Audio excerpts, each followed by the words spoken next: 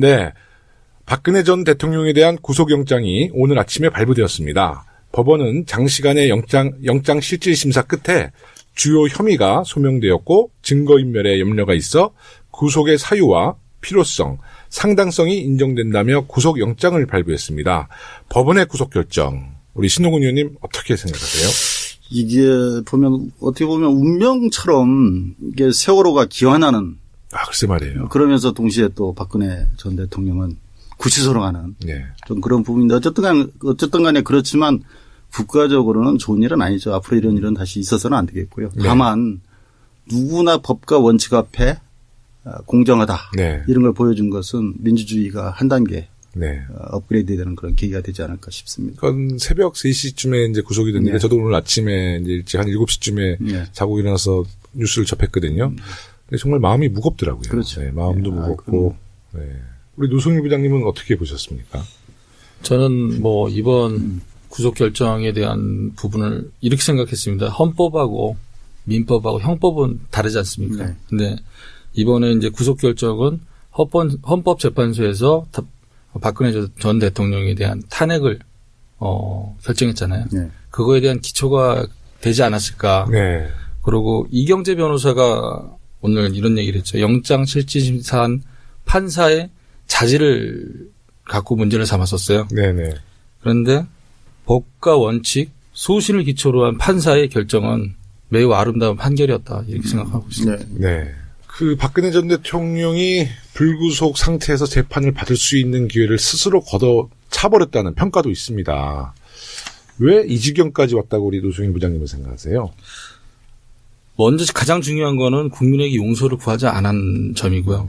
그다음에 반복된 거짓말, 그다음에 국민을 기만하는 행위를 절대 용서하지 않는다가 이번에 결정적인 이유 같습니다. 네. 그러니까 정말 네. 제가 봤을 때 이게 네. 첫째는 변호인하고도 소통이 제대로 안 되는 것 같아요. 그죠? 그렇죠. 그러니까 정확히 대응할 수가 없는 거죠. 예. 정확히 대응할 수가 있었으면 사실 미리 그 잘못된 부분에 대해서는 인정하고 또 아닌 부분은 아닌 대로 법리적으로 다툼을 하고 이렇게 해서 국민한테 또 사과할 분은 사과하고 했으면 이 지경까지는 안 왔죠. 그렇지 않겠습니까? 예, 근데 박근혜 대통령이 바깥 세상을 정말 몰랐나 봐요. 지난번에도 인터넷 매체랑 청와대 있을 때 인터뷰 보면 그 태극기 집회에 대해서 촛불 집회보다 더 많이 나왔다는 뉘앙스로 얘기를 했거든요. 맞습니다. 그러니까 이게 아마 그 측근들이라는 사람들이 직보를 하는 사람이 없다고 봐야 그러니까 되겠죠. 눈과 귀를 다 가로막고 대통령에 대한 판단력을 흐리게 했던 것 같아요.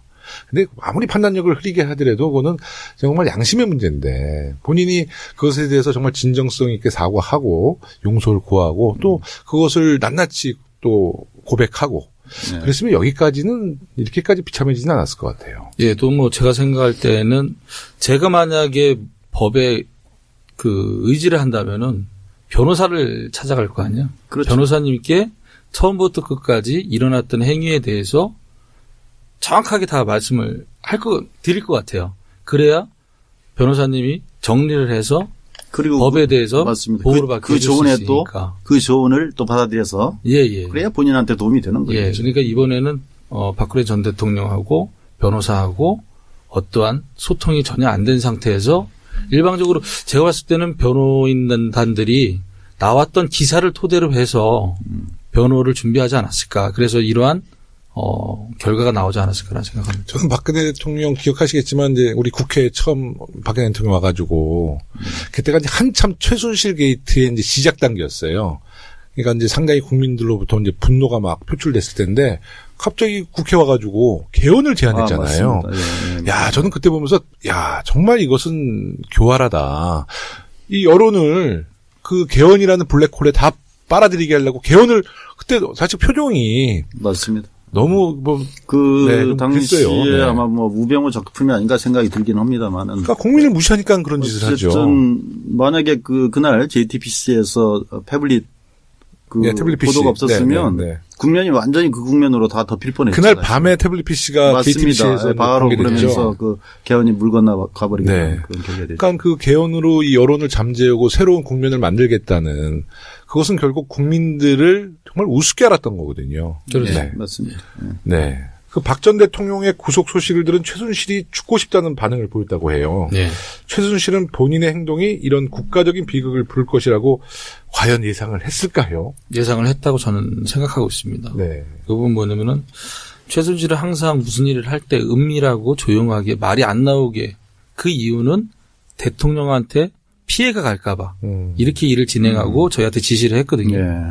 그러고 이제 저하고 마지막 통화 2016년 그 10월 27일 그 녹취록에 들어보면은 누가 이 정권을 망가뜨리려 한다고 생각한다. 네. 이런 부분이 있거든요. 그래요? 충분히 인지를 하고 있다고 저는 생각하고 있습니다. 그럼 최순실 인지를 때. 하고도 그런 일을 했다는 얘기입니까? 그렇죠. 예. 최순실 씨를 제일 마지막에 본 게 언제세요? 저는 마지막 통화는 2016년 10월 27일이고요. 2016년. 예, 마지막으로 본 건 2016년 6월로 기억하고 있습니다. 그 최순실 씨가 박근혜 대통령에 대해서 호칭을 어떻게 했나요?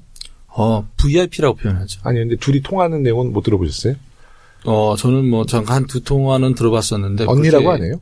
그런 표현을 안 씁니다. 네. 그냥 네 이렇게 표현하죠. 개인적으로 있으면 언니 했을 것 같아. 그랬겠죠. 그래서 저는, 사실 그 최순실 씨가 독일에 있을 때 갑자기 이제 귀국했잖아요. 네. 그때 저는 그냥 많은 우리 당원들에게 그냥 농담으로 아마 지금 박근혜 대통령이 청와대에서 최순실에게 전화해서 빨리 들어와라. 그러면 언니 무서워요. 그러면 이제 박근혜가 야, 나 그래도 집권하고 있을 때 들어와야지. 너 정권 바뀌면 너 죽어. 이런 농담을 했는데 나중에 밝혀진 게 뭐 대포폰으로 몇백 통화했다는 거 아니에요. 그렇죠. 네. 뇌물죄에 대한 이제 혐의에 대해 자신이 사익을 추구하지 않았다는 주장을 박근혜 대통령이 계속하고 있어요. 네. 이와 관련해서 이제 노승일 부장님께서 미르 KD단은 박 전 대통령이 퇴임을 위한 것이다라는 말씀을 하셨는데요. 네. 그건 어떤 근거에서 말씀하신 거예요? 그 부분은 이제 그 작년 청문회 때 하태경 의원님이 질문하셨고, 네. 그다음에 헌법재판소에서도 이번에 증인으로 출석해서 재판에서 네. 과정에서 이제 질문이 들어왔었는데 그때는 명쾌하게 답을 못 드렸어요. 네. 왜 그러냐면 이 부분은 최순실한테 제가 들은 내용이잖아요. 네네. 들은 내용이니까 어떠한 자료나 증거가 없단 말이죠. 네네. 제가 이렇게 들은 내용을 얘기해서 뒷받침할 부분이 전혀 없었던 네네. 거예요. 네. 그래서 그 부분은 사담이었다 이렇게 얘기를 했었는데 네. 2016년 6월 달에 그 마지막으로 본 게 이제 최순실을 그때 봤다고 말씀드렸잖아요. 네. 그때 이제 최순실하고 이제 저하고 이제 그 한 두 명이 더 있었는데 네. 선술집에서 이제 술을 마시고 이제 헤어지는 과정에서 대통령이 퇴임 후에 VIP로 표현하죠. 네. VIP께서 퇴임 후에 재단으로 오실 거니까 노부장이 좀 더 그렇게 신경 직접 써서 얘기했습니까? 일해줬으면 좋겠다 이런 말을 했었죠. 네네. 예. 저희가 봤을 때도 이게 처음에 이름이 이게 심상치가 않잖아요. 네네. 미르 재단. 네. 그러니까 미르가 또 그 용 아닙니까? 네네. 그러니까 용은 또 곧 뭐 왕, 네. 대통령. 네. 그리고 또 그 박근혜 전 대통령이 용띠 아닙니까? 네. 용띠예요? 맞습니다. 네. 그래서 이건 과거에 이래재단이 처음에 딱 떠오르더라고요. 네. 이래재단. 네, 맞습니다. 네. 그 최순실 씨 네. 처음 만나서 이렇게 네. 같이 일을 해보시면 네네.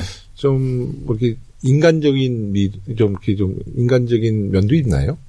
처음에 제가 2014년 2월 달에 이제 그 SDT라는 사단법인 제의가 들어왔을 때 면접을 봤었어요. 네. 저는 그분인지도 모르고 면접을 최순실 씨가 봤어요. 면접관으로 나왔어요? 그분이 이제 그 뽑았거든요. 본인이 사단법인을 만드는 과정에서 고영태 씨를 통해서 이렇게 면접 왔습니다. 예.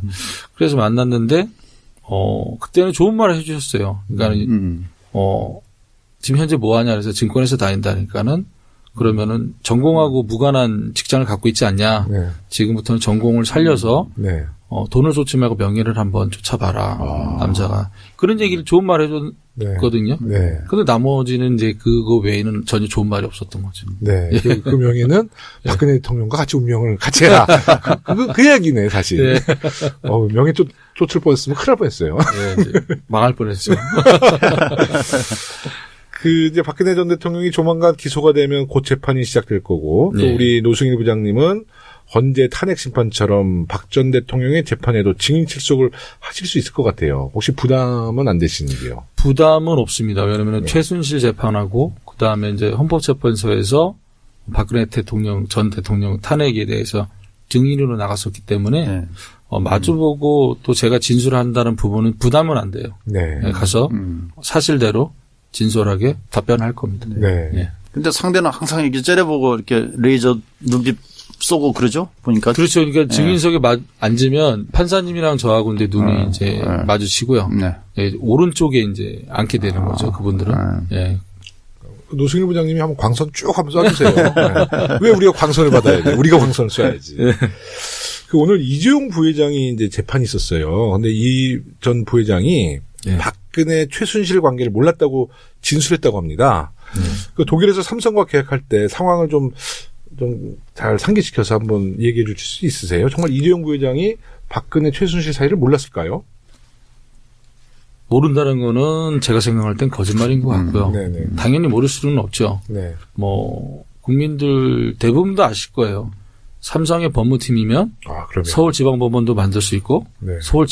중앙지검도 만들 수 네. 있고 그러한 정보력을 갖고 있는 데서 삼성에서 최순실을 모른다? 그건 말도 안 되는 얘기고요.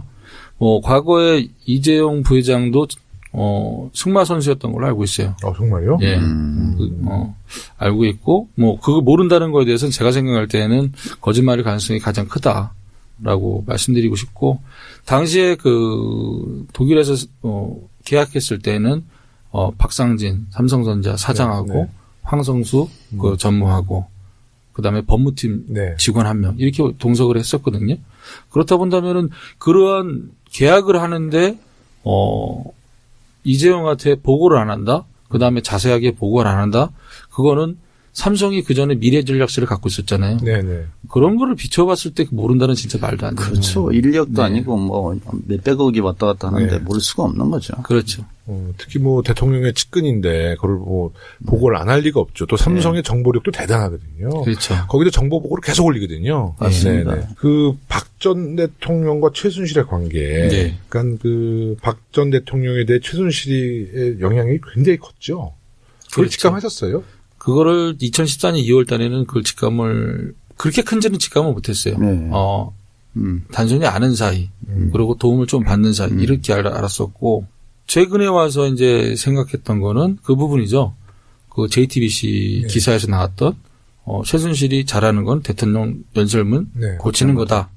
그럼 연설문이라는 걸 자세히 생각하면 대통령이 어디 가서 연설을 한다. 그거는 국정 과제고 국가 정책이잖아요. 네네. 그러면 정책을 수정한 사람이 만든 거잖아요. 네. 그러면 최순실의 파워는 막강했다. 그리고 최순실이 수정한 그 연설문을 갖고 대통령이 연설했다? 그러면 누가 대통령이냐? 네. 이렇게 또 생각할 수 있는 거죠. 예. 그러면은 지금 소위 얘기하는 박근혜는 꼭두각시였고 실질적인 대통령은 최순실 아니었냐? 네. 이 부분이 맞을 수도 있다라는 생각이 드는 거죠. 네네. 네. 그 예컨대 무슨 민원 청탁했는데 잘 안 되면 전화 오면 최순실에게 얘기하면 바로 또 된다면서요. 그렇죠. 이제 어떻게 됐냐 보고를 하면 이렇게 됐다. 또 제가 이제 보고를 하잖아요. 네. 그럼 바로 이제 어디에 전화하고 또 BH 바로 해결되고. 최순실은 BH라고 항상 표현했어요. 네. 예, BH 쪽에 연락을 해서 하면은 그 다음 날 바로 이제 처리가 되는 거죠. 안정범 수석이 절절맬 정도면 그게 다 대통령하고 바로 직접적 관계가 있는 거죠. 그러니까 최순실 씨가 좀 성깔도 있죠. 그렇죠. 네. 예. 다혈질입니다. 예. 한번 좀 예로 들어서 어떤 일이 좀 있었어요. 예. 네, 좀 일화가 있나요? 욱해가지고 막 폭언을 한다든지. 그 부분은 폭언 같은 경우에는 당시에 이제 제가 이제 WK 사무실에서 회의를 했을 때 저희가 회의를 하다가 잠깐 나가 있었단 말이죠. 근데 오 교수님하고 통화를 했나 봐요. 네. 네, 지금 추측을 하면은 그게 이화여대가 아닐까. 그런데 엄청난 소리를 지르고 해볼 테면 해봐라. 법으로 해라. 내가 누군지 아냐. 이렇게 얘기를 했었거든요. 그런 일화가 좀. 찾아가서도 증언에 하면. 네. 찾아가서도 말하자면 정유라 담당 교수에게 폭언을 했다고 그러죠. 그래서 담당 교수가 못하겠다. 그래서 이렇게 담당 교수를 바꿨다고 그러죠. 네. 그러면 이제 이제 국정농단의 진실이 이제 세상에 알려지고. 딱 보시니까 어때요? 그러니까 내가 생각했던 정도였어요? 아니면 정말 이게 다 이렇게 전말이 다 공개되면서 야 예. 정말 내가 생각했던 최순실은 내 생각보다 더 큰 영향력을 행사했구나. 어떤 쪽이셨어요? 예, 맞습니다. 더 큰 영향력을 행사했던 거죠. 제가 지금 현재 검찰이 밝힌 거는 네. 조그만 점에 불과한 것밖에 안 되는 것 같아요. 야. 예. 그리고 이제 그 점이 큰 불씨가 되고 그 불씨가 이제 활활 타오르면서 여러 개의 저도 몰랐던 부분들이 많이 나왔던 거죠. 예. 개입된 부분들이. 그 미르재단 관련해서 문화계 쪽은 차은택 단장이 주로 역할을 많이 했잖아요. 그렇죠. 그러면 이 스포츠 쪽은 우리 노 부장님이 주로 많이 핸들링을 하셨나요? 당시에? 스포츠 쪽은 최순실이 직접 핸들링을 거의 했죠. 본인이 직접 했나요? 예, 예. 아, 근데 저는 하여튼 그 최순실 씨 최근에 뭐 엄청난 보도를 보면서도 저 역시도 이게 빙산의 일각이다. 그럴 것 같아요. 왜냐하면 사실 그 당시 검찰이 제대로 수사를 안 했잖아요. 특검은 너무 짧은 시간을 조사했고. 그렇죠. 그런 그래서 측면이 있죠. 저희가 이제 새로운 정부가 들어서도 여기서 온종주의를 우리가 보여줄 것이 아니라 정말 이 국정농단은 정말 끝까지 추적을 해서 모든 그 사실을 다 밝혀내야 될 것 같아요. 그렇죠. 지금 현재 관련자들이 구속만 된 상태지. 네. 지금 1심도 안 끝난 상태잖아요. 그렇죠. 그럼 그들이 또 재심을 청구하고 또 대법까지 간다면은 새로운 증거물하고 자료하고 또 새로운 뭔가를 또 프로젝트를 했던 게 또 나올 수 있는 과정들이 그러니까 이게 시간들 많죠. 이게 많죠. 총체적인 어떤 뭐 진실도 그렇고 또 뭐 재산 축적 과정도 하다 말았잖아요 지금. 그죠? 그렇죠. 그런 부분까지 포함해서 네. 전체적으로 좀 밝힐 필요가 있죠. 예, 우리 그 노승일 부장님은 이제 최순실에게 처음 해고를 당하시고 1년 넘게 지난 후에 다시 일을 돕게 되시는데요. 네네. 이때 이제 독일에서 비덱 스포츠의 전신인 코어 스포츠라는 네네. 회사를 만드는 데 참여하셨습니다. 네네. 독일에서 하신 일에 대해서 조금 설명해 주시면 좋겠어요. 최순실한테 2015년 8월 초에 네. 제가 생각할 때 한 6일쯤으로 알고 있는데 당시에 저를 만나서 코어 스포츠를 설립을 해야 된다. 근데 네. 가서 변호사 네. 그 독일이니까 네. 독일에서 설립할 수 있는 같이 파트너를 할 수 있는 변호사 네. 그 다음에 그 사무실 네. 회사가 있어야 되니까요. 네네. 그 사무실을 알아보라고 네. 해서 그 지시 두 가지를 받고 가거든요. 네. 그래서 이제 코어 스포츠의 설립 과정에서 변호사를 컨택을 했고 그다음 변호사하고 최순실하고 연결을 해줬고 그래요. 그다음에 사무실을 이제 또 알아보고 그 현지에 소개자가 있었죠. 관리하는 재산관리인이라고 얘기하는. 그 부분은 그때는 잘 모릅니까? 저는 몰랐었어요. 아, 예. 그때는 몰랐었어요. 그다음에 이제 그 최순실이 마음에 들어하는 부동산들이 몇 개가 있었어요. 네. 그 부동산을 같이 보러 다니고 예. 거기까지만 이제 아, 예. 하고 나왔었죠. 근데 왜 최순실 씨가 그 주 무대를 독일로 삼은 이유가 있나요? 독일어를 해요? 아니요, 저는 독일어도 못하고. 아니요, 최순실 씨. 독일어도 못하시죠. 근데 왜 자기의 과거에 독일에 좀 체류했던 적이 있었던 그렇죠. 것 같아요. 제가 알기로는 최순실 씨가 1982년도에 처음 독일에서 간 걸로 알고 있어요. 네. 그다음에 이제 그 이후에 이제 독일을 왔다 갔다 했었고 거기에서 독일에서 많은 지인들하고 이제 인맥이 형성이 된 과정도 네, 있었고 네. 그래서 다른 나라보다는 독일이란 나라. 그러니까 만약에 삼성하고 코스포츠가 계약을 맺는데 네. 국내에서 만들었다 그러면은 언론에 많이 노출이 될 거 아니에요. 맞습니다. 최순실은 은밀하고 조용하게 말 안 나오게 진행하는 스타일인데 그러면 국내에서 진행을 못 하잖아요. 또 이게 어떻게 보면은 정경유착의 하나의 방법인데 이 방법을 은밀하게 진행할 수 있는 거는 제3국이죠. 네. 근데 독일은 본인들의 지인도 많고 하니까 거기에다가 독일에다가 연고지를 두지 당시에 않았나. 왜 마장이나 말을 그 삼성이 직접 하지 않고 예. 모나미를 통해서 그때 하고 그랬잖아요. 예, 모나미 얘기는 제가 예. 제가 이제 그 독일에서 해고를 당하고 들어온 이후에 이제 이후에 벌어진 일인가요? 이래라 모나미 거는 제가 잘 모르고. 예. 근데 하여튼 유럽의 최순실 씨가 그 페이퍼 컴퍼니를 많이 갖고 있다. 이런 예. 보도도 나온 적이 있거든요. 그러니까 예. 저는 왜 최순실 씨가 주무대를 독일로 삼았는지 그게 늘 궁금했어요. 네. 지난번 한번 노웅래 의원께서 네네. 본회의장에서 네네네. 그 박정희 전 대통령 네. 비자금 네. 스위스 계좌 얘기를 했는데 네. 혹시 그것과 연계돼서 공동재산관리인으로서 뭐 그런 건 아닐까요? 뭐 그런 것도 뭐 사실 충분히 설득력이 있는 네. 의심이 들죠. 네. 합리적 네, 합리적 의심이 들고.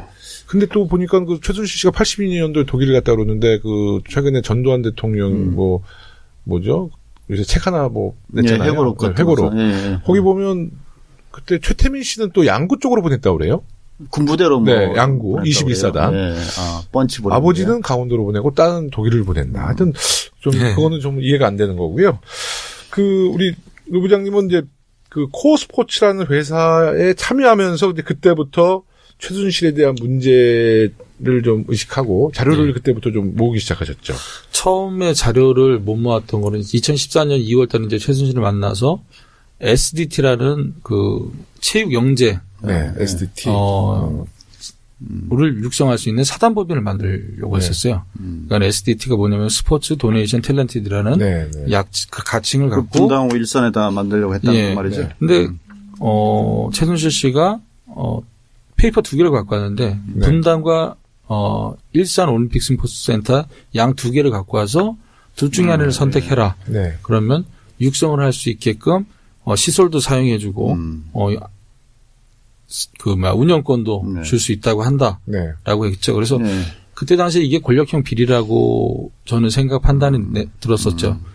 예, 그리고 이제 자료를 취합하려 해도 취합할 수가 없었어요. 한 달 만에 또 해고를 당했기 네. 때문에. 네. 그리고 당시에 일산과 분당의 페이퍼는 갖고 온 페이퍼는 문체부에서 내려오는 공식 문서가 아니었었어요.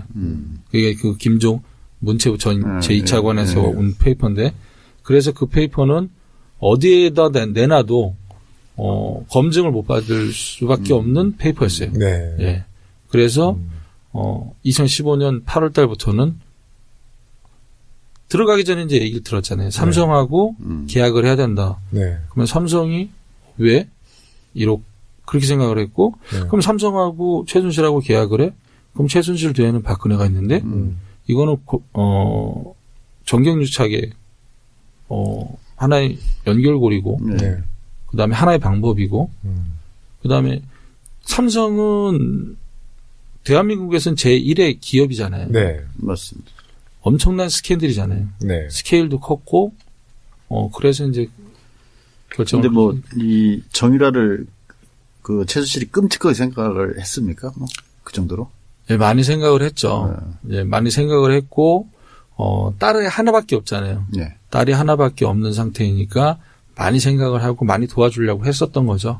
예, 근데 그래서 삼성이 결합된 게 예, 뭐 미러 K스포츠 재단에 대한 출연금도 있지만 예. 따로 또 정유라 승마권과 관련해서는 별도로 지원을 했었잖아요. 그죠? 그렇죠. 그러니까는 승마가 먼저고 그다음에 미르가 만들어주고 승마가 그다음에 먼저 지원이 됐나요? 그렇죠. 예, 승마가 2015년 8월 달에만 계약이 된 거고 그다음에 10월 달에는 미르가 설립이 되고 그런 의미면 삼성은 상당한 뇌물 공여 정황이 있는 거네요. 네. 그 전이었으면. 지금 우리 방송하다 보니까 갑자기 여기가 검사실 같아요. 아니, 우리 신동훈 의원님 부장검사 같아요. 예? 약간 분위기가 약간 그런 분위기죠? 저희가 교문위에서 하도 이걸 갖다가 많이 캐가지고 또 직접 또 증인을 만나니까. 네네네. 진작에 그 국감 증인으로 나오셨으면 아주 대박 터뜨렸을 텐데. 글쎄 말이에요. 아쉬움이 큽니다. 네, 다시 분위기를 좀 자연스럽게. 네. 그래서 이제 우리 노승일 부장님 2번 해고를 당하시고 다시 K스포츠 재단에 입사를 하게 되죠. 예, 예, 예. 이때도 최순실 씨가 직접 연락이 왔나요? 아니면 다른 경로로 왔나요? 직접 연락은 안 오고 이제 영태를 통해서 이제 네. 연락이 왔었던 부분이고요. 네. 그때 당시에 영태한테 제가 물어봤어요. 최순실하고 연관돼 있으면 나 안 들어간다. 한두 달 만에 또 해고가 될 텐데 네네네. 못하러 거길 또 들어가냐. 네. 그런데 영태가 네. 전혀 그런 부분은 아니다. 정경련에서 주도를 해서 만들었기 때문에 네네. 최순실은 어떠한 영향력을 행사할 수 없다. 그러니 이번에 가서 열심히 잘 일해봐라. 네. 이건 최하고 상관이 없는 걸로 알았거든요. 예. 둘은 최하고는 상관이 없는 걸 알았어요. 근데 들어가 봤더니 아니더라. 아닌 거죠. 네. 야, 참. 그래서 이제 미르, K스포츠 재단 의혹이 이제 이성환 전 미르 재단 사무총장의 내부 고발로 시작됐는데요. 네. 처음 재단 관련 보도가 나왔을 때는 어떠셨어요? 당이라고 생각했어요. 원래 제가 2015년 그 독일에서 해고를 당하고 2015년 12월 달에 제가 한국에 다시 돌아오거든요. 네네. 그때 이 문제를 터뜨리려고 했었던 거였는데 한번 참고 그다음에 2016년 3월 달에 또 이제 한번 터뜨리려다가 한 번 더 참고 그러다가 미르와 K스포츠가 불거지면서 자연스럽게 검찰에 출두할 수 있는 기회가 생겼었던 거죠. 네, 그래서 저는 조금 더 기회를 보고 또한 언론에서 더 많은 기사가 나오길 바랬었어요. 왜 그러면 민감하고 이러한 큰 문제를 혼자는 저는 감당을 못 하잖아요.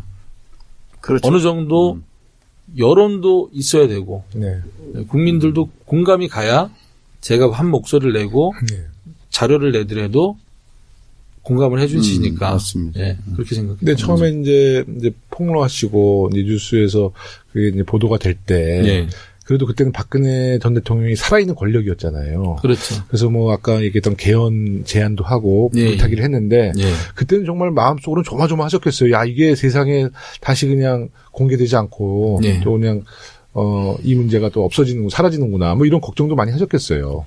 그때 이제 가장 고민했던 게 과연 검찰에서 어떻게 받아줄 것이냐.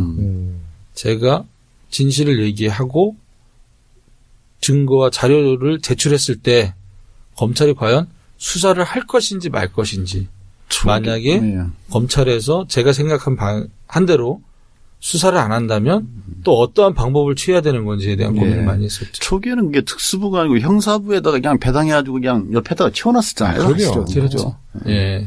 그러니까 그때는 확신이 안 들었을 수도 있겠어요, 보니까. 그러니까 뭐 압수수색 영장 자체를 뭐 발부 안 하고 그렇죠. 우병우 핸드폰도 뭐 확보 못 하고 초기엔 그랬죠. 청와대도 뭐 압수수색 결국 못 한 거잖아요. 이게 이제 국감과 또 언론을 통해서 이렇게 증폭되면서 이제 그렇게 된 거죠. 그러니까 신동근 의원님의 활약이 굉장히 컸죠. 왜냐하면 신동근 의원님이 이제 교문이신데 지난 국정감사 때 굉장히 활약이 크셨어요. 그때 최순실 게이트에 대한 국정감사를 준비하시면서 저는 안행이기 때문에 그때 굉장히 언론에 그때 초점을 못 받은 스포트라이트들을 다 받았죠. 저만이 아니고 우리 경훈 의원들이 다 어떠셨어요 그때? 당시에는 이제 저희가 작년 7월쯤에 TV조선에서 이 문제를 약간 다룬 적이 있어요. 그리고 나서 이제 그 뒤에 안 다루게 됐는데. 그렇죠.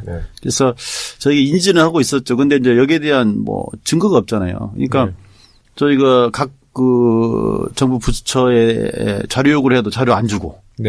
또 증인 신청했는데도 증인 다 기각시켰어요. 한 명도 그렇죠. 여당에서 막았죠, 다. 그렇게 하는 상황에서 사실 막막함이 있었죠. 그런 부분이 있었는데 저희가 초기에는 이제 아까도 말씀드렸지만 이건 좀 미래재단하고 성격이 비슷한 것 같다. 강제 출연한 건 모금 출연한 건 분명하다. 그래서 그러면 그 정황을 좀 찾기 위해서 팀워크를 서로 짜자. 그래가지고 처음에는 이걸 다루는 것도 이게 좀 서로 긴가민가하는 그런 분위기였는데 이제 하나씩 파보다 보니까 이건 명확하다는 게 느껴졌죠. 처음에 이제 저 같은 경우에는 이게 재단을 어떻게 등록을 했나. 이걸 파봤죠. 맞아요. 그랬더니 처음엔 아니라고 그러다가 저희가 이제 증거 자료들을 갖다가 이렇게 내미니까 그 주무관이 서울까지 가서. 그러니까요.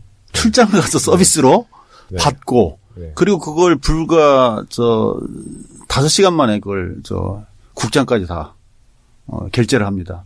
그리고 그 결재하는 데서는 보통 날인이 지킨 정관을 넣어야 되고 그다음 창립 회의록이 있어야 되잖아요. 그런 것도 없는 상태에서 그때 정부의 답변 정말 웃겼잖아요. 그럼요.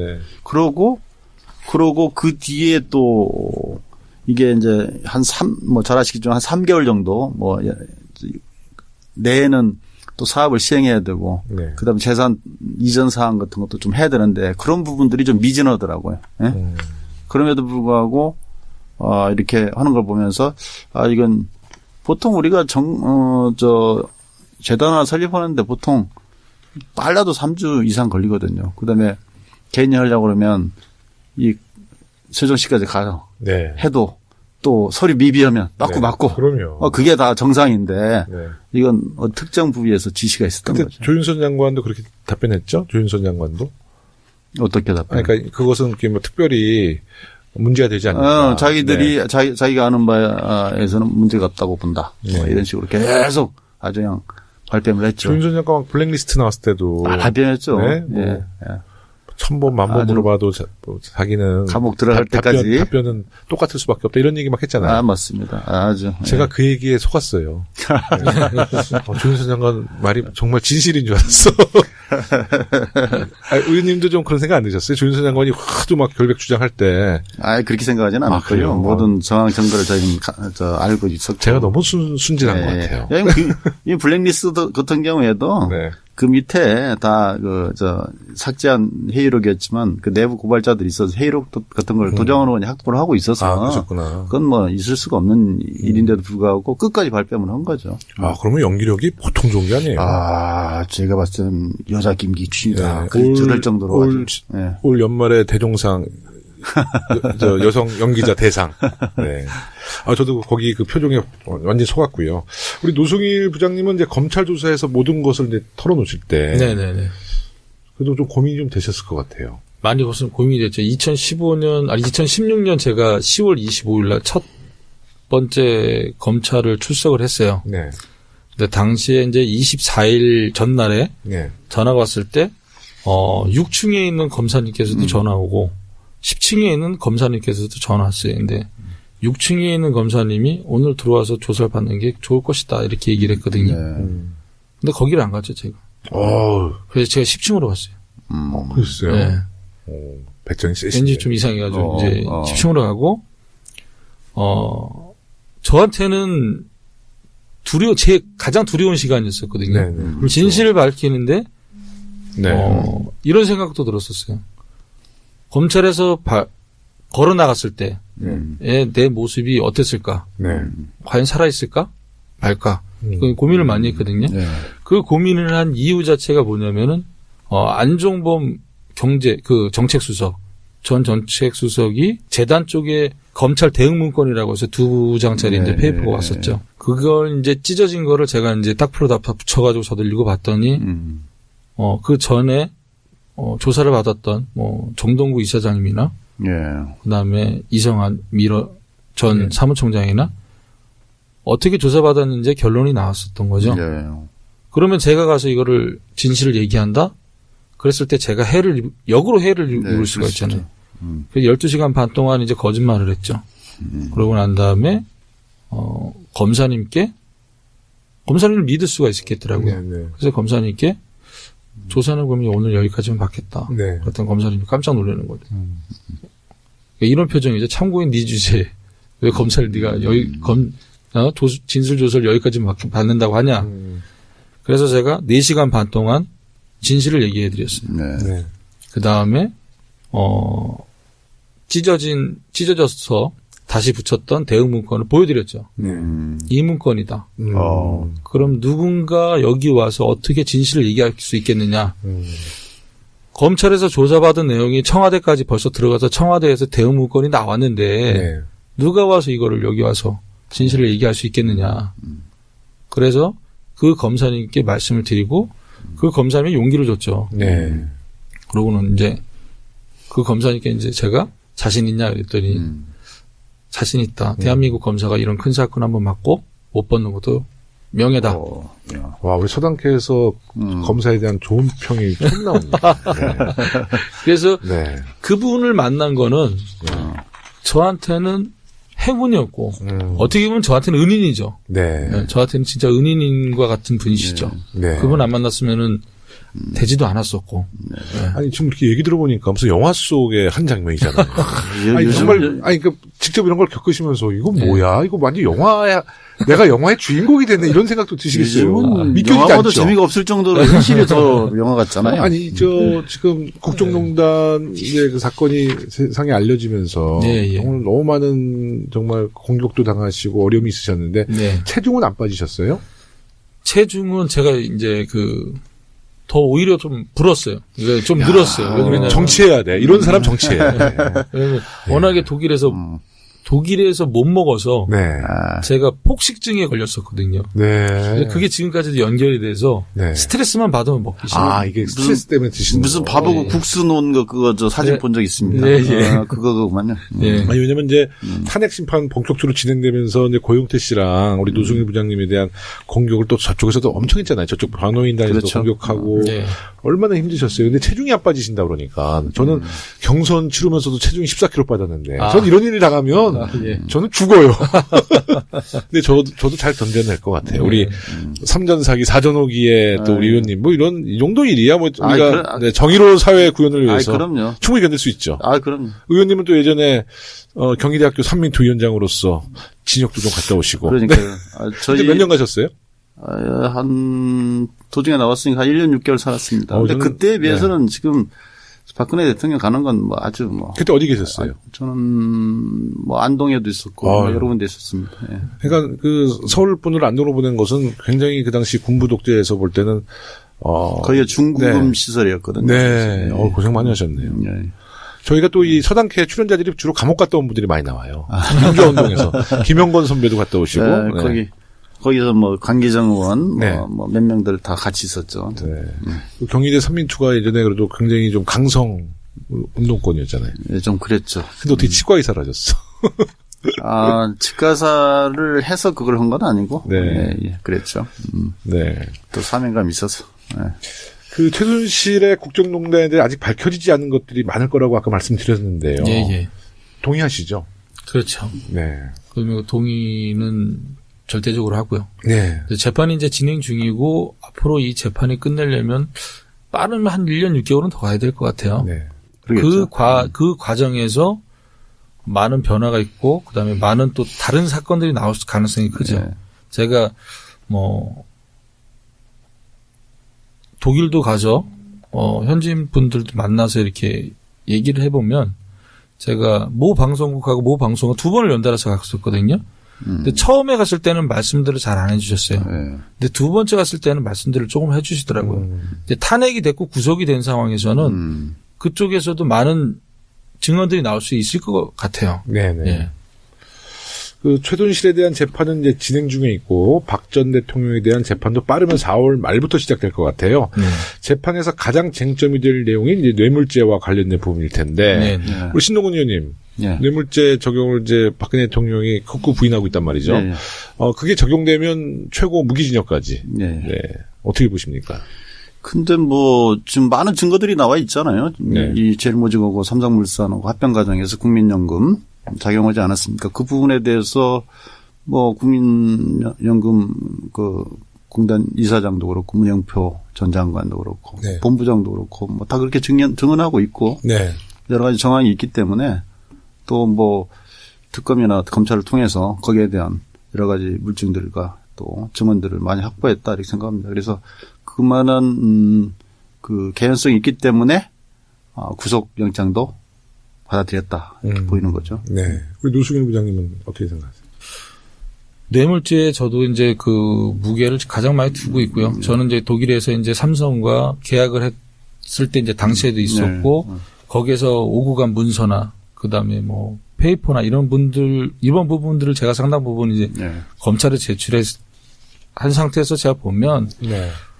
코어와 삼성, 그다음에 코어 스포츠와 삼성과 미르 K스포츠에 대한 후원, 그다음에 CJ를 통한 한국 동계 영재 스포츠센터에 준 그 부분은 뇌물로 봐야 되는 게 가장 많지 않을까. 그다음에 삼성은 국민들에게 피해를 줬잖아요. 어떤 네. 피해를 줬냐면은 지금 뭐 의원님께서 말씀하셨듯이 국민연금을 통해서 미래에 국민들이 받아야 될 돈을 깎아놨단 말이죠.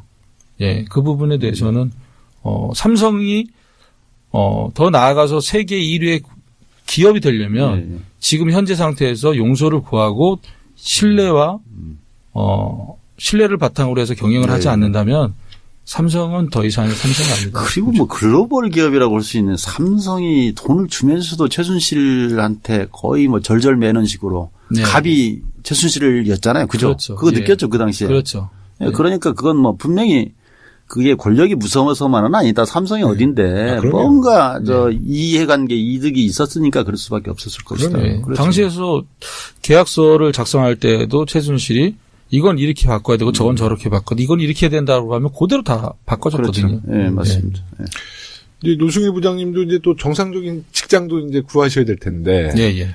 뭐 진행되는 게 있으세요? 정상적인 직장 생활은 박근혜 전 대통령이 이제 구속이 되면서 네.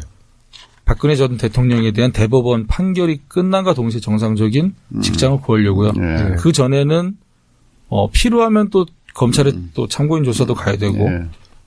재판 과정에서 증인도 나가야 되고 그래야 되기 때문에 정상적으로 어떠한 직장을 구한다는 거는 힘들 것 같아요. 예. 그러면 꽤 긴 시간을 예. 아직 젊으신데 예. 어떻게 살아요 그러면?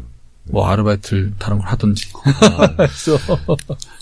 그래서도 이제 이게 네. 공익 제보자들에 대해서는 그러니까요. 뭔가 구조 지원이 있어야 되고요. 그다음에 어쨌든 간에 뭐 이게 사실은 뭐 인생은 스스로 결정하는 거지만 이런 계기가 또 우리 노승일 부장께서 또 이게 공익적 인생을 사는 그런 전환점이 되지 않을까 싶기도 하죠. 제가 뭐 프로필 보니까 그 한국 최대 네. 또 출신에다가 배드민턴 선수셨고요. 네. 그리고 또 총학생 회장 출신. 그렇구만요. 또 우리 선배님이랑은 예. 또 제가 네. 눈이 반짝 뜨이네. 네, 총학생 회장 출신이세요. 예. 네. 지금도 배드민턴 지금도 좀 취미 삼아 치세요? 못한 지가 한 2년 됐어요. 네. 우리 서대문 을구 배드민턴 클럽 많은데 한번 와서 우리 네. 지금 굉장히 국민적인 스타시니까 한 번 더 배드민턴 경기 한번 해주세요. 예, 좋죠. 그런데 네. 동호인 분들보다 제가 못 칠 거예요. 배드민턴이라는 게요. 워낙에 잘 치세요. 구력이 따라서 네. 제가 한 80대 어르신이랑 배드민턴 치다가 허리 완전히 마비 증세 와가지고 한 3일 누워 그게 있었어요. 힘만으로 되는 게 아니죠. 그건 구력이더라고요. 평소 네. 또 쓰는 근육이 다를 거고. 80대 할머니가 저를 갖고 노시는데 저쪽에 던지고 저쪽에 툭툭 치시는데 배드민턴 정말 쉽지 않은 운동이더라고요. 그리고 동호인 분들 중에 선수처럼 치시는 분들도 많아요. 대한민국에. 네. 제가 개인적으로 좀 궁금했는데 그 정윤회 씨는 보신 적 있으세요? 한 번도 뵌 적이 없죠. 네. 네. 최순실 씨도 정윤회 전 남편에 대한 얘기가 없었고요. 예, 언급은 없었죠. 저하고 같이 있을 때도 전혀 언급이 없었어요. 정유라도 자기 아버지에 대한 언급은 있었어요. 그러니까 제가 한번 삼성과 최순실을 중간에 가교 역할을 하는 게 이제 박원호 대한승마배전 전문이었었는데 그분이 이제 정윤회 씨 얘기를 하더라고요. 매우 가까운 사람이고 나랑 형동생 한다라고 표현을 했었거든요. 그 부분을 제가 정유라한테 물어봤더니 정유라가 그건 아니다. 생물학적인 우리 아빠는 이렇게 표현을 하는 거예요. 그때 이제 정유라 씨에 대한 언급은 정유라가 그렇게 언급했던 것만 그러니까 기억하고 아버지에 있죠. 대한 그리움. 그렇죠. 그게 없는 것 같더라고요. 어렸을 때부터 워낙에 엄마와 아빠가 유명하다 보니까 바쁘셨나 봐요. 네. 많이 못 챙겨주고 해가지고 본인은 부모에 대한 사랑을 못 받고 자란 그런 사람으로는 좀 비춰졌죠. 예. 우리 지역과 관련돼 있는데 그 인천 아시아드 주경기장하고 예. 그 승마장이 거기잖아요. 네, 예, 예. 인천 아시안 게임 승마장. 예, 예. 뭐 그런 것을 최순실이 활용해 보려고 했다는 그런 것도 있었던 느낌이 그건 맞나요? 정확하게 맞습니다. 왜 그러면 최순실이 지시했던 사업 중에 하나가 이제 고대 거점 사업이라고 예. 종합형 스포츠 클럽은 연 3억짜리 모델이었고 5대 거점은 연 8억짜리 모델이었어요. 네. 3년간 지원받는 시설을 구하러 다녀봤는데 최순실이 인천 아시안 게임 운동 했던 경기장을 활용해봐라 그런 얘기도 있었거든요. 예, 예. 많이 탐을 냈죠. 우리 의원님 또 옛날에 인천시 정무부시장. 네, 제가 정무부시장하면서 인천 아시안 게임 그 경기장 건설 여러 가지 다 총괄했었죠. 네. 저는 사실 오늘 그 최순실 관련해서 개인적으로 궁금한 게 많아요. 근데 방송 중에 제 개인적인 궁금증을 푸는 것이 방송이 아니기 때문에. 알겠습니다. 네. 혹시 신동훈 의원님 이제 더 이상 뭐 하실 말씀 있으세요?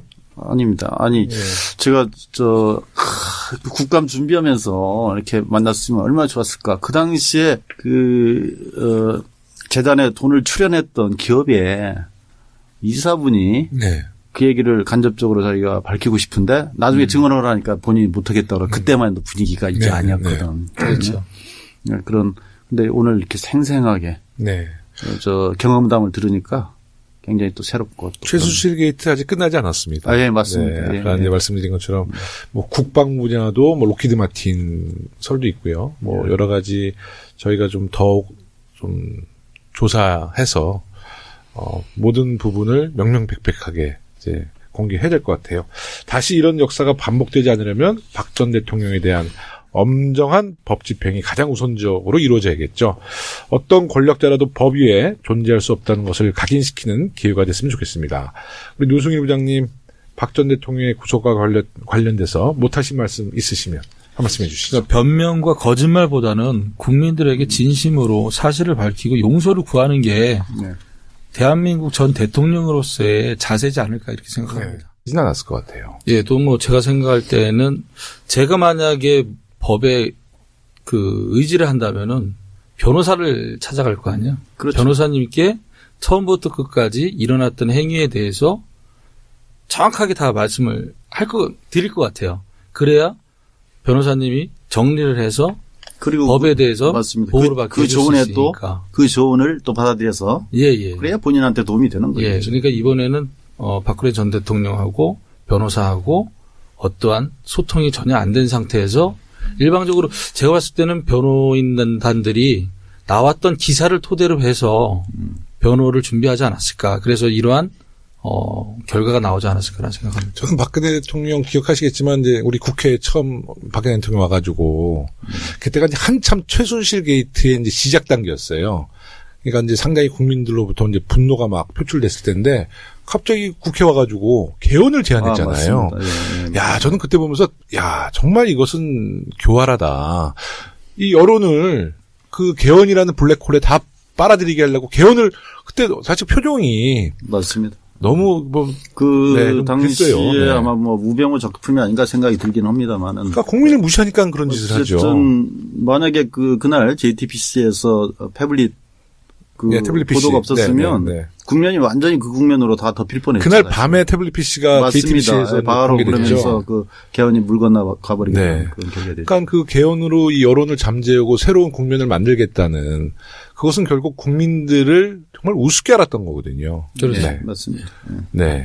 그 박 전 대통령의 구속 소식을 들은 최순실이 죽고 싶다는 반응을 보였다고 해요. 네. 최순실은 본인의 행동이 이런 국가적인 비극을 부를 것이라고 과연 예상을 했을까요? 예상을 했다고 저는 생각하고 있습니다. 네. 그 부분 뭐냐면은 최순실은 항상 무슨 일을 할 때 은밀하고 조용하게 말이 안 나오게 그 이유는 대통령한테 피해가 갈까봐 이렇게 일을 진행하고 저희한테 지시를 했거든요. 예.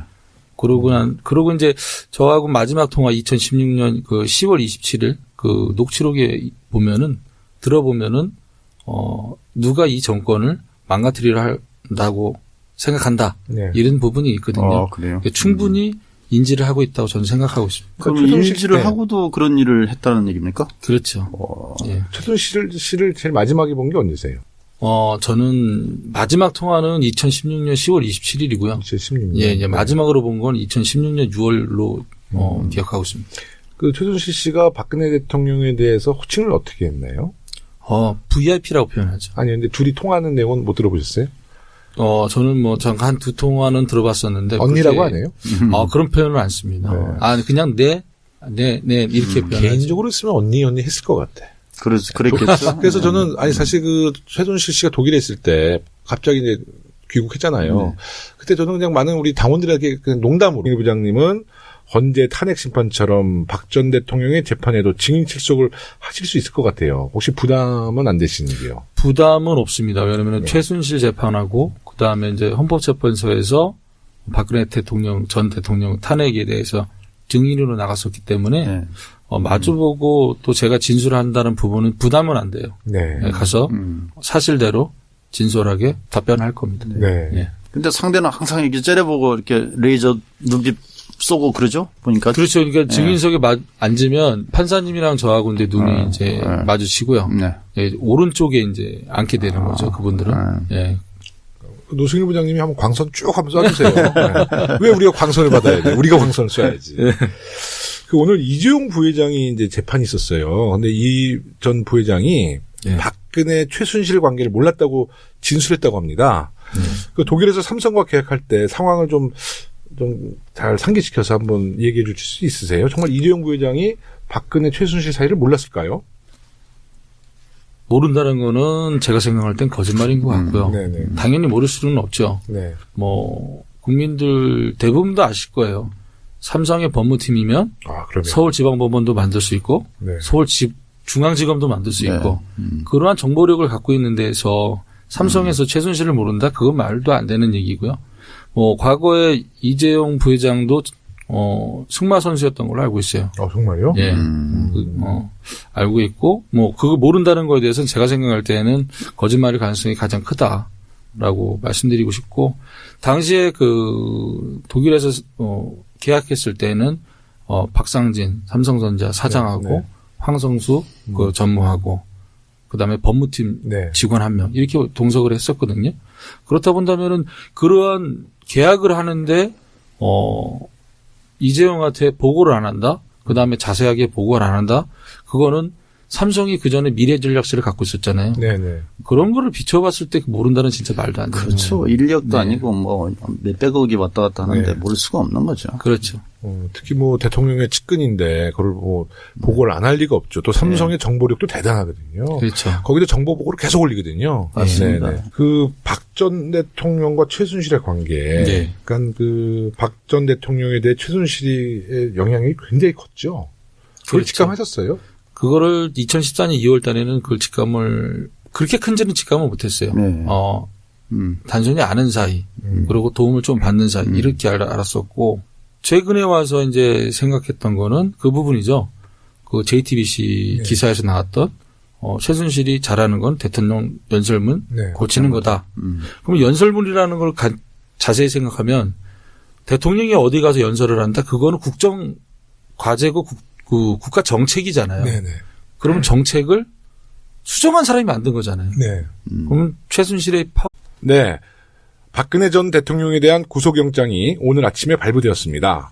법원은 장시간의 영장 실질 심사 끝에 주요 혐의가 소명되었고 증거인멸에 염려가 있어 구속의 사유와 필요성, 상당성이 인정된다며 구속영장을 발부했습니다.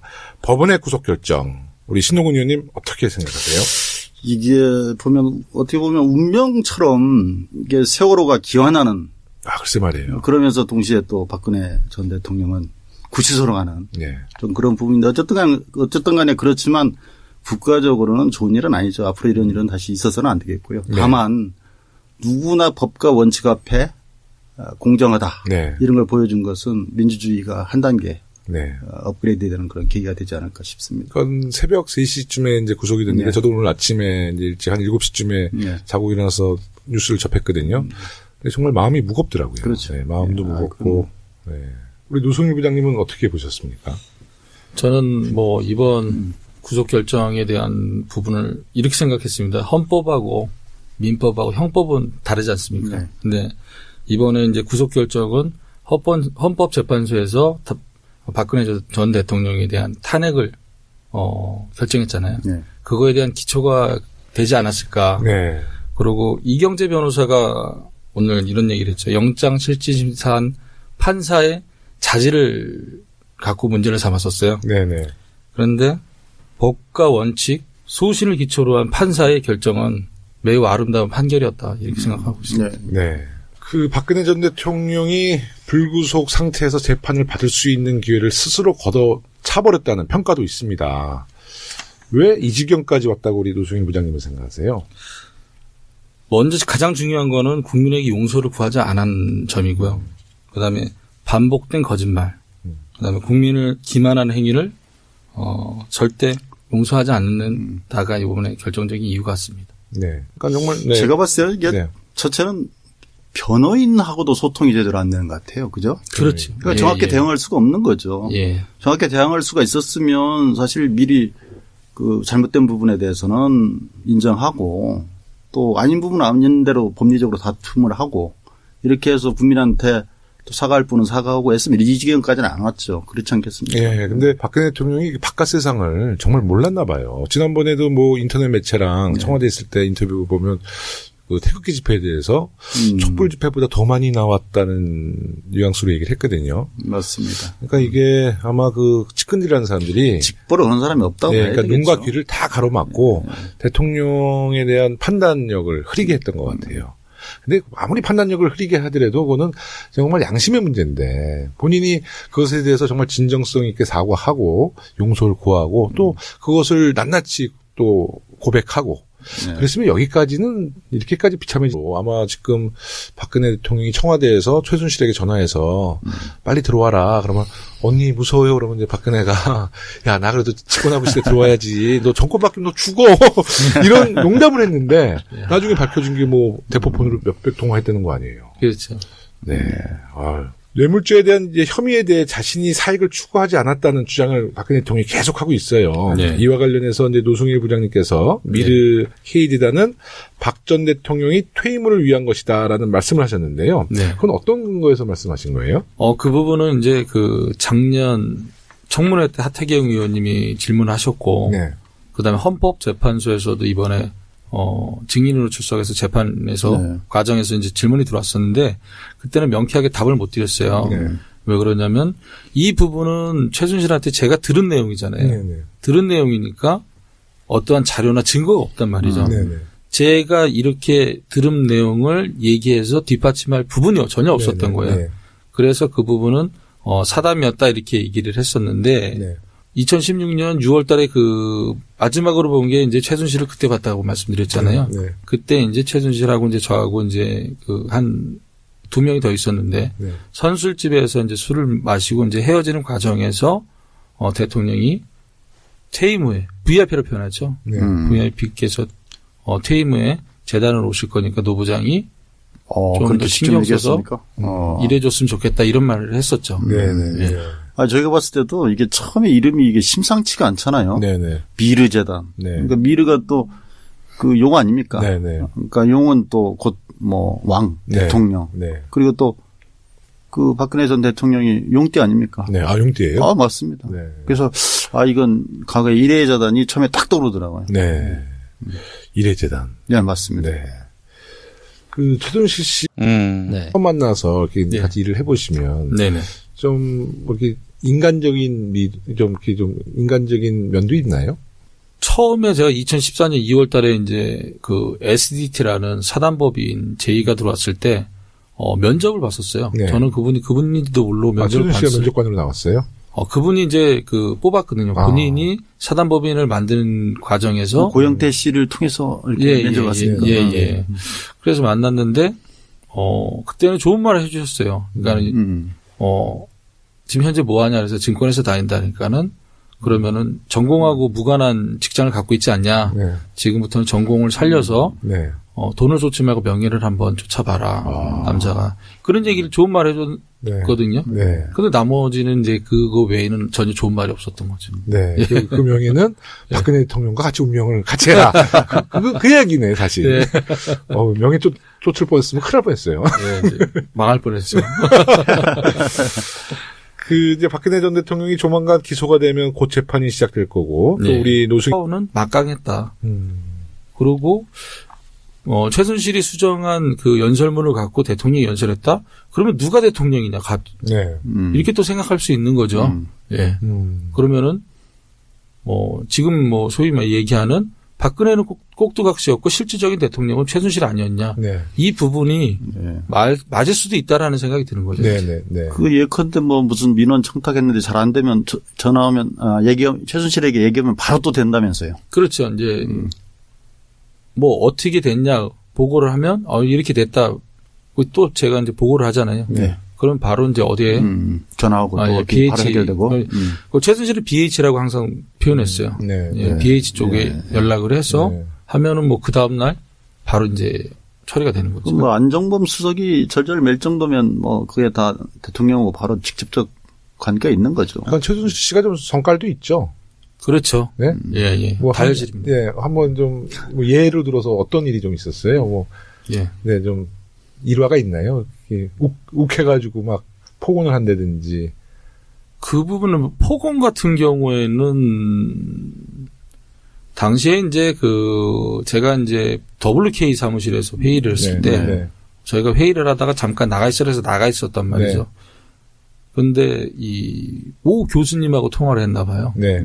네, 지금 추측을 하면은 그게 이화여대가 아닐까. 그런데 엄청난 소리를 지르고 네. 해볼 테면 해봐라. 법으로 해라. 내가 누군지 아냐. 이렇게 얘기를 했었거든요. 그런 일화가 좀. 그 찾아가서도 증언에 하면. 네. 찾아가서도 말하자면 정유라 담당 교수에게 폭언을 했다고 그러죠. 그래서 담당 교수가 못하겠다. 그래서 이렇게 담당 교수를 바꿨다고 그러죠. 네. 그러면 이제 이제 국정농단의 진실이 이제 세상에 알려지고. 예. 딱 보시니까 어때니까 내가 생각했던 정도였어요? 아니면 정말 이게 다 이렇게 전말이 다 공개되면서 야 정말 내가 생각했던 최순실은 내 생각보다 더 큰 영향력을 행사했구나. 어떤 쪽이셨어요?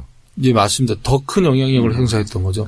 제가 지금 현재 검찰이 밝힌 거는 조그만 점에 불과한 것밖에 안 된 것 같아요.